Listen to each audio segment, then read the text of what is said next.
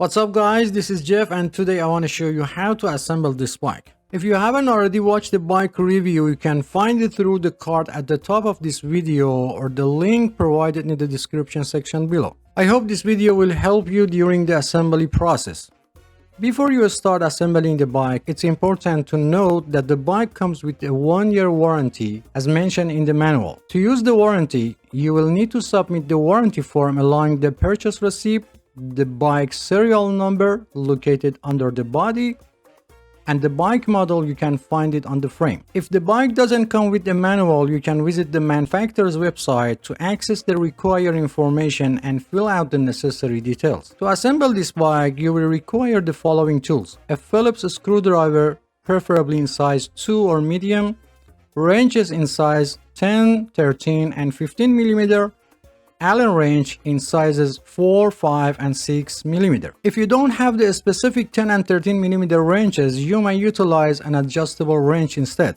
However, it's required to have a 15 mm open-end wrench available. I generally recommended utilizing a 3-way Allen wrench with sizes 4, 5, and 6 mm. These sizes are more commonly employed and can endure significant pressure during assembly. If you need to purchase these tools, I've included a link in the description section below where you can find them at the lowest available price. These bikes are manufactured in China and their measurement system is based on the metric system. However, you can also use inch wrenches if needed. The wrenches may feel slightly loose in some instances, but they are still capable of tightening the screws and nuts. These are the size of inch wrenches that you can use. Some parts of this video are common to all bikes, and in order to be able to give you a complete explanation, I've used several bikes. So don't be surprised if you see different bikes in some part of video. Okay, let's start. First, check the box completely to make sure there is no any damage. If the box appears to be damaged, when opening it, make sure the bike parts are not damaged in the damaged area of the box. Avoid tearing the box completely when removing the bike. Why? The reason for keeping the box is that the bike may have been damaged during shipping and you plan to return it to the store and you will need the box for return process. Before returning the product, you can contact manufacturer customer service and ask them to send you a damaged part free of charge. Each store considers a return time policy for itself. For example, eBay or Amazon, you have 30 days to return the product. Make sure they get the part to you before this date, otherwise return the product. To open the box, use a 1/2 inch deep cutter or knife and start by cutting the top and side of the box. Even you cut through the middle of the top, as long as your cutter blade dip stays within 1/2 inch, it won't affect the bike.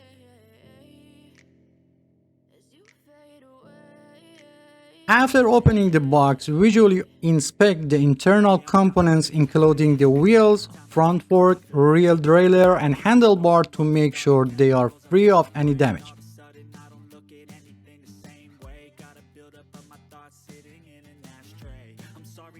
After making sure that the bike components are intact, you can take the bike out of the box and still avoid tearing the box. To safely remove the bike, it's recommended to bend your knees slightly and place the box vertically and start taking the bike out in a slow and controlled manner. Pay attention to your posture. Do not put in too much pressure on your back to avoid muscle cramp. After removing the bike from the box, do not forget to check the inside of the box completely and do not throw away until you finish assembling the bike. Many times it happened that a small screw or nut was still hidden inside the box, even under the flaps.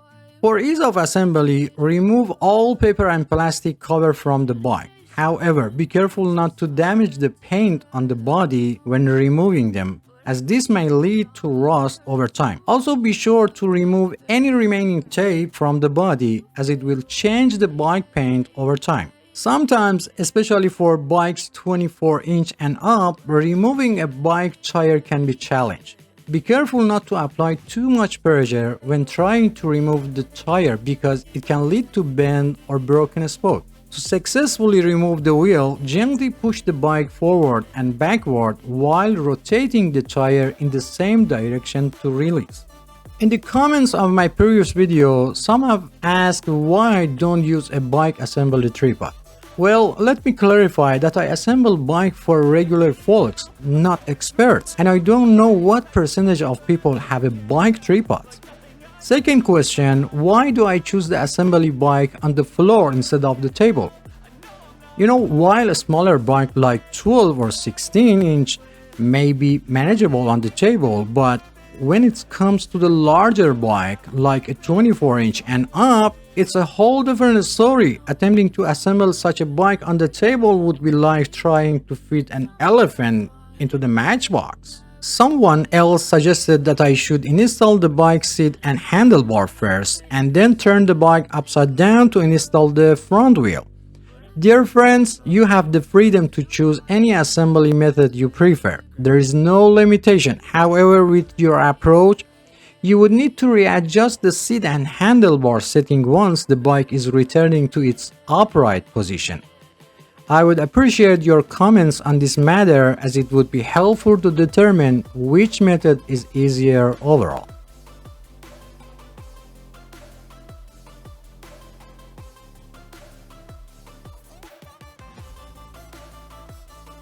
For easier assembly, you can lean the rear wheel against a wall or other object. However, as you see, it's not necessary. To determine the correct direction, turn the fork so that the brake system is facing forward. If present, remove the plastic piece from end of the fork. Remove the brake knob or brake noodle, or for caliper brakes or V-brakes, slightly loosen the brake wire anchor knot.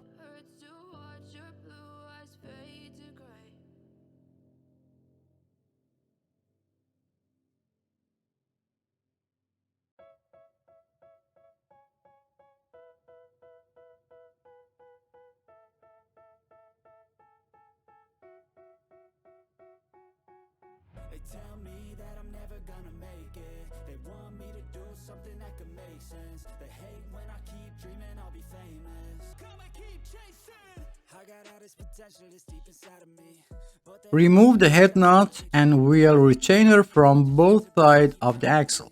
And they just want you to settle and do the right thing. So get a good job, don't slack off.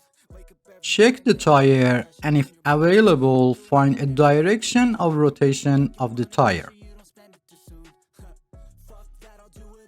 Lift the bike frame and place the wheel axle in the fork and then open the kickstand. You will notice that the bike is stable, although it's best to always keep one hand on the bike just to be sure.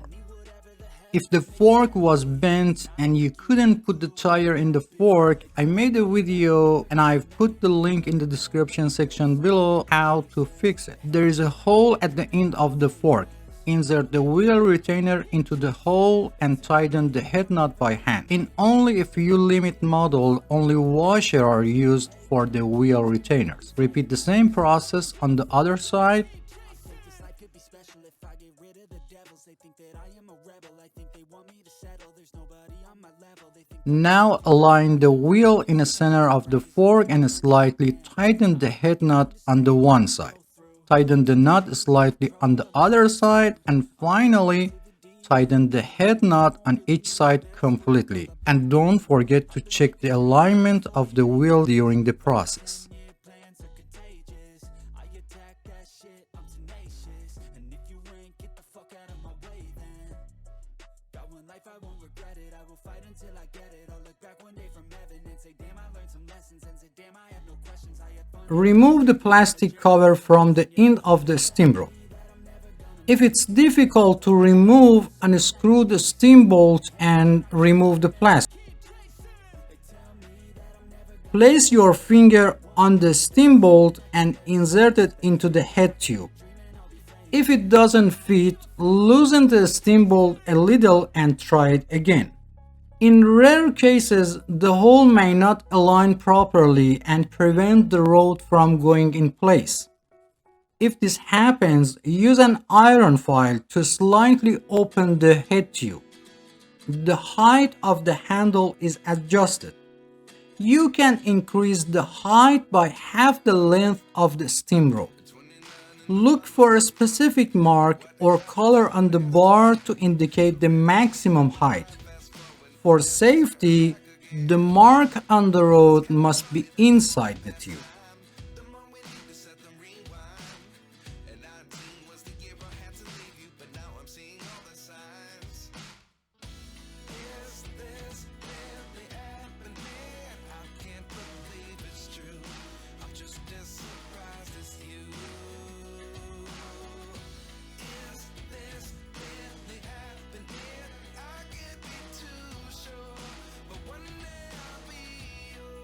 Align the tire with the handlebar and tighten the screw on the stem to secure the handlebar in place.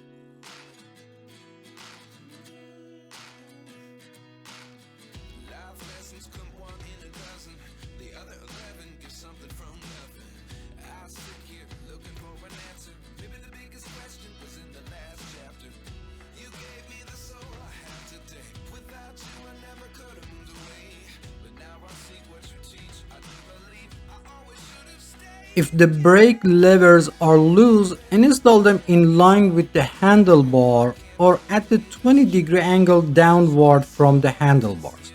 Sometimes you hear a cracking sound while tightening the screw. This is normal and don't worry.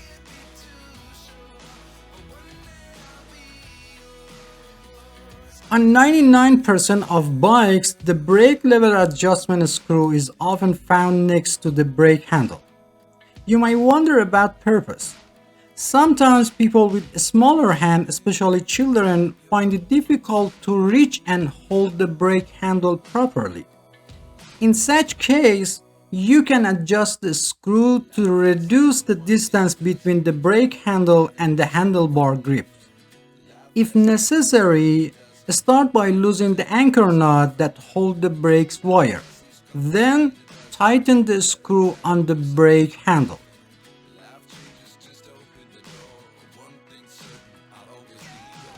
As you do this, you will notice that the brake handle moves closer to the handlebar grip and reducing the distance between them. It's important to note that this adjustment doesn't affect the overall performance of the brake system, and you can always revert it back to its original state if desired.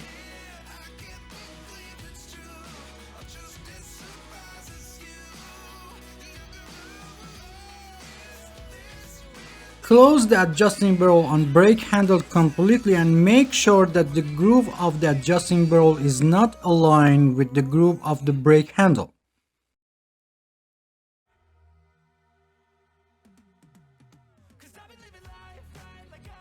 If the brake wire is not already loosened, loosen the anchor nut that's holding the brake wire.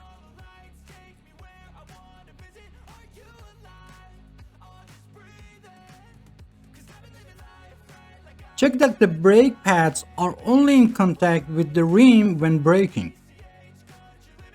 Press the brake arm and observe the position of the pads and adjust them if necessary.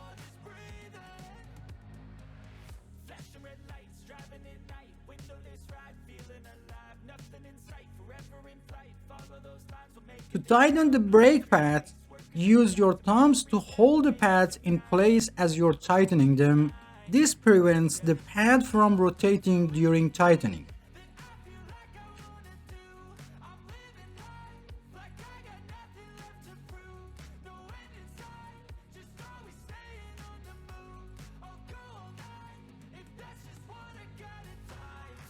Put the brake knob or brake noodle in place. To adjust the tension of the brake cable, press both brake arms with 2 fingers and loosen the anchor nut. If loosened, never mind.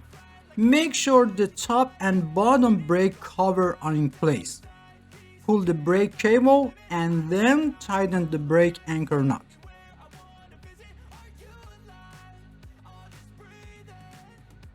If the brake arms don't move together, start by loosening the two tension screws until they are completely loose but still hold in place.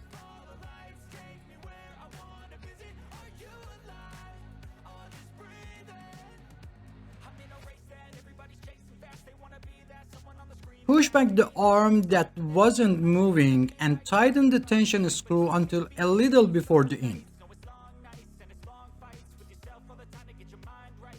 Hold and release the brake lever while losing the tension screw by half a turn.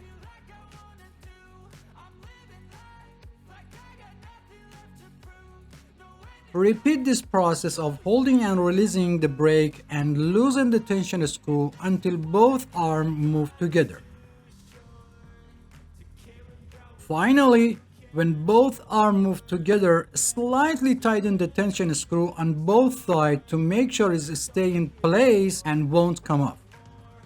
Test the brake by moving the front wheel and pressing the brake lever to make sure the brakes are set correctly. If the rim is warped or bent, I made a video on how to fix it and I've put the link in the description section below. Ideally, the distance between the brake lever and a grip should not be less than half a full size.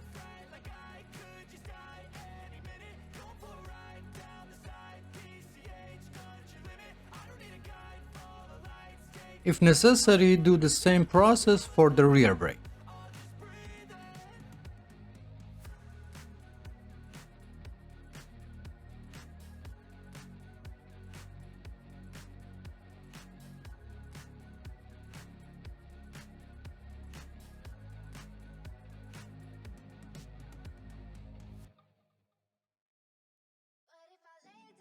If the reflector is loose, align it horizontally and tighten it with the Phillips screwdriver. However, be careful not to over-tighten the screw because it may cause the reflector to break. To install the pedals, find the right side of the pedal by checking the letters R or L labeled on the pedals. If there is no label, look for engraved letters on the bottom of the metal part. If the chain has came off the sun wheel or sprocket, reinstall it by placing it on the sprocket with your thumb and turning the pedal once.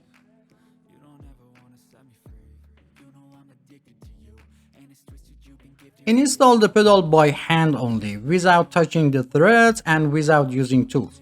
Be careful to install the pedal vertically on the crank arm to avoid damage to the pedal and crank threads. For the left side, turn it counterclockwise, or easy way, turn it toward the front of the bike. After making sure the pedal is in the correct position, turn it a few times by hand, then while holding the rear wheel, use a 15mm wrench to tighten it. In rare cases when the pedal cannot be installed, first install the pedal on the other side. Sometimes the pedal may be labeled with the letter L, but both pedals are designed for the right side of the bike. If it's not installed on the opposite side, go back and install the pedal from the inside of the crank arm in the opposite direction to the rear of the bike. This is done when the pedal or crank threads is damaged.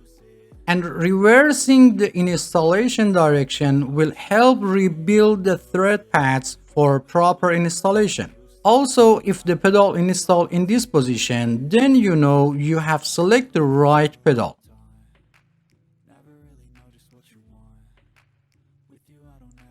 After installing the pedal for one side, repeat the same process for opposite side and make sure that the direction of rotation of the pedal is clockwise or toward the front of the bike. It doesn't matter if it's right or left, always install them toward the front of the bike. If your wrench gets stuck after tightening the pedal, to remove, push the wrench toward the outside of the crank arm and release it at the same time.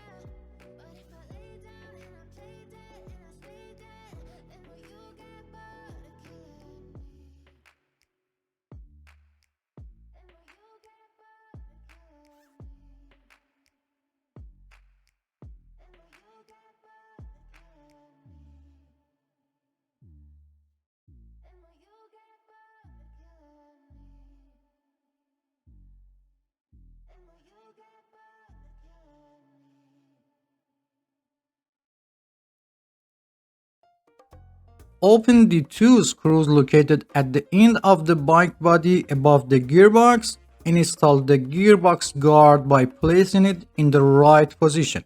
If necessary, use a 10mm wrench to tighten the screws. Note that in some models it might not be necessary to completely remove the screws. You can loosen them enough to insert the guard and then tighten the screws.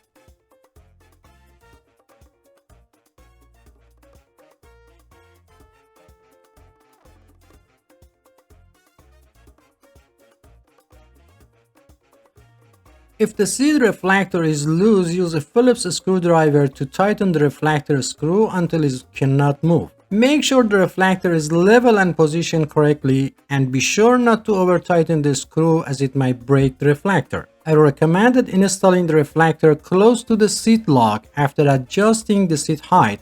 Note that I'm mounting the reflector close to the seat for minimal height. Open the quick release seat post lever and place the seat post in the desired position. While holding the quick release seat post nut with one hand, turn the quick release seat post lever a few times with the other hand until it feels tight. Close the quick release seat post lever regardless of height and direction of the seat and test the movement of the seat. If the seat still moves, open the quick release seat post lever. While holding the quick nut, rotate the lever one full turn and test again. Repeat this step until the seat stops moving. After the seat is secure, open the quick release seat post lever and adjust the height and direction of the seat and close the quick release seat post lever.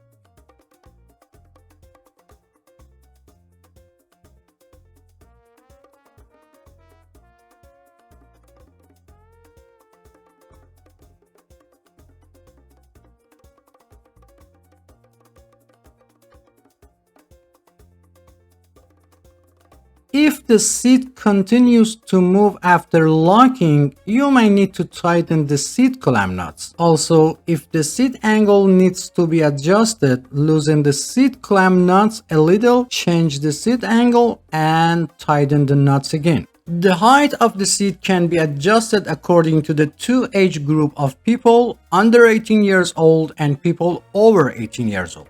It's important to keep in mind that the body continues to grow until about 18 to 25 of age and then growth slows down. For children under 14, it's recommended to buy a slightly larger bike to accommodate their future growth and choose the right size for people over 18 years old. It should be noted that the age alone is not a determining factor and body size and proportion are more important.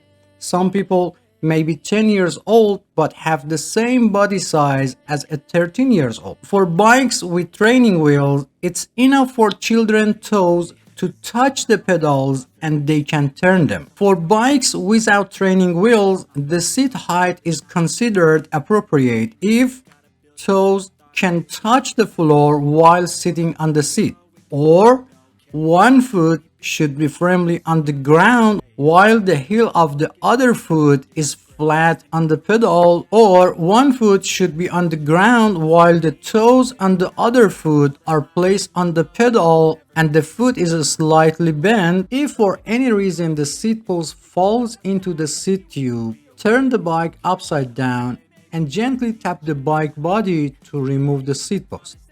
Another solution to prevent the post from falling inside the seat tube is to install the seat post alone first and then attach the seat. This eliminates the possibility of the seat post falling into the pipe during the installation.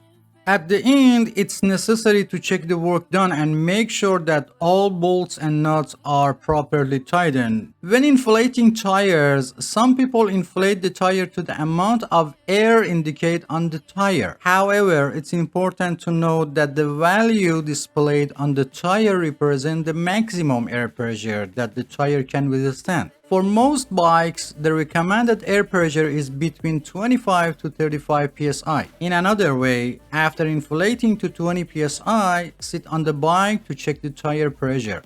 If the tire is not fully inflated, increase the amount of the air. Remember, the weight of the cyclist determines the amount of the tire inflation. To inflate the tire, first remove the valve cap and then put the air pump head on it.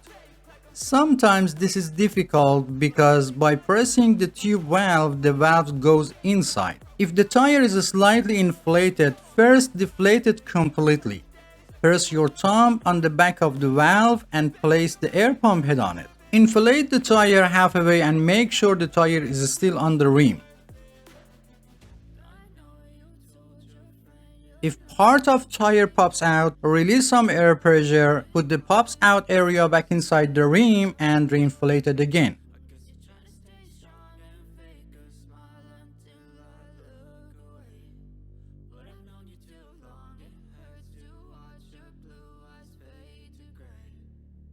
Over 90% of bike tubes have a Schrader valve, while the rest have the Presta valve.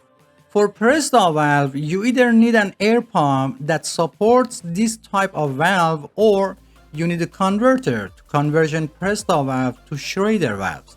To inflate the Presta model, first tighten the nut holding the valve on the rim, then remove the valve cap and open the nut above the valve all the way.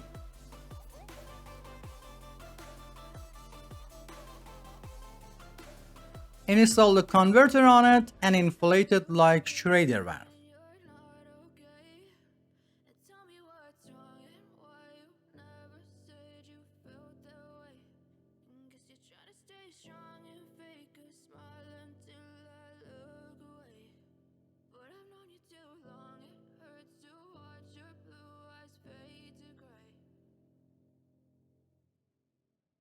After inflating, first remove the air pump head, then remove the converter and close the nut above the valve again.